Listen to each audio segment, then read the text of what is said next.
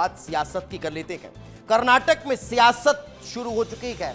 अब सवाल खड़ा हो रहा है कि कर्नाटक का नया सम्राट कौन होगा। यह सवाल क्यों खड़ा हो रहा है? दरअसल सिद्धारमैया को दिल्ली बुलाया गया। चर्चा यह हो रही है कि सिद्धारमैया से इस्तीफा दिलाने के बाद उन्हें राज्यसभा भेजा जा सकता है। यानी बिहार वाला जो फॉर्मूला है वो अब कर्नाटक में भी नजर आने वाला है। लेकिन कर्नाटक में यह फॉर्मूला क्यों नजर आ रहा है? क्योंकि यहां पर 2.5 साल वाला फॉर्मूला अपनाया गया था। जब कर्नाटक में कांग्रेस की सरकार बनी तो दो चेहरे सामने थे, एक थे सिद्धारमैया, दूसरे थे डीके शिव कुमार। अब दोनों में से मुख्यमंत्री किसे बनाया जाए, कुछ यही छत्तीसगढ़ में हुआ था। एक चेहरा था टीएस सिंहदेव का, दूसरा चेहरा था भूपेश बघेल का। फिर दोनों नेताओं को साथ बिठाया गया और हाईकमान ने यह तय किया कि भाई 2.5 साल एक, 2.5 साल दूसरा।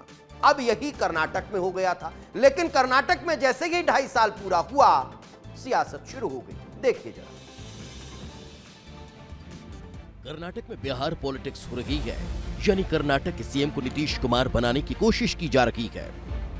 आसान शब्दों में कहें तो कर्नाटक के मुख्यमंत्री सिद्धारमैया को उच्च सदन में भेजने की तैयारी है। लेकिन कर्नाटक का सम्राट कौन होगा, इस पर अभी मंथन जारी है।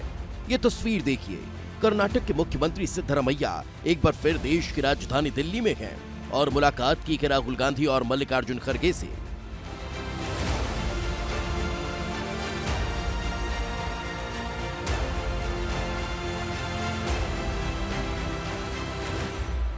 दो 2023 में कर्नाटक में विधानसभा चुनाव हुए थे और कांग्रेस ने भरोसा जताया 2 चेहरों पर। सिद्धारमैया को मुख्यमंत्री बनाया गया और डीके शिव कुमार को बनाया गया डिप्टी सीएम। सरकार के कार्यकाल को 2.5 साल पूरे हो चुके हैं और अब मुख्यमंत्री बदलने की बात हो रही है। लेकिन क्यों, इसे समझने के लिए पहले ये जान लीजिए। कर्नाटक में विधानसभा में कुल 224 सीटें हैं और जीत का आंकड़ा 113 सीटें हैं। कांग्रेस ने अकेले 138 सीटों पर जीत हासिल कर कर्नाटक में अपनी सरकार बनाई थी। लेकिन सीएम चुनते वक्त 2 विकल्प थे, पहला डीके शिव कुमार और दूसरे सिद्धारमैया। यही वजह है कि 2023 में अनौपचारिक समझौता हुआ कि 2.5 साल बाद नेतृत्व बदलाव होगा। अब वो समय पूरा होने वाला है तो हलचल तेज हो गई। अब जिन 2 नामों की चर्चा है उन्हें अच्छे से जान लीजिए। मौजूदा सीएम सिद्धारमैया जो अल्पसंख्यक, पिछड़े, दलित का सबसे बड़ा चेहरा है, कुरुबा समुदाय से है।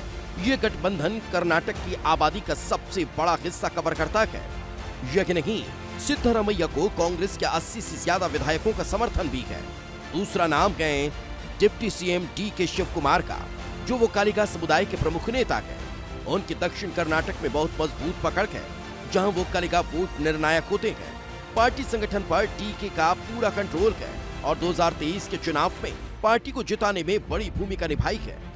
अब जब सियासी गलियारों में इतनी हड़कंप मची हुई है तो ये भी जान लीजिए कि राजनीतिक हलकों में इसको लेकर चर्चा क्या हो रही है। हमें पता चला है कि वहाँ पे एक और दावेदार हैं जो मुख्यमंत्री बनना चाहते हैं, बट ये तो कांग्रेस का अपना है और कांग्रेस को देखना है किस तरह से इसको करना चाहिए। कांग्रेस में आपस में जुतम पैजार हो रही है। एक कांग्रेसी दूसरे कांग्रेसी को मानने को तैयार नहीं है। कुल मिला के केवल उनको चेयर की लड़ाई लड़नी है। जब से कर्नाटक में कांग्रेस की सरकार बनी है, दूसरा कोई मुद्दा है ही नहीं। मुद्दा है कि कौन मुख्यमंत्री रहे, कौन मुख्यमंत्री बदले, कौन मुख्यमंत्री नया बने। कांग्रेस का खटाखट मॉडल, चाहे वो हिमाचल हो, कर्नाटक हो, तेलंगाना हो, ये सभी जगह पर फेल हो चुका है। कर्नाटक की राजनीति में क्या क्या हो रहा है आपको सब विस्तार से बता दिया। अब ये भी जान लीजिए कि पहले भी कांग्रेस ऐसे ही पेंच में फंसी थी, लेकिन जगह छत्तीसगढ़ थी। 2018 के विधानसभा चुनाव में कांग्रेस ने छत्तीसगढ़ में जीत हासिल की। सीएम बने भूपेश बघेल। फॉर्मूला वही था कि 2.5 साल बाद टीएस बाबा सीएम बनेंगे, लेकिन ऐसा हुआ नहीं और उसका असर 2023 के विधानसभा चुनाव में नजर आया। छत्तीसगढ़ में कुल विधानसभा सीटें 90 हैं, बहुमत का आंकड़ा है 46।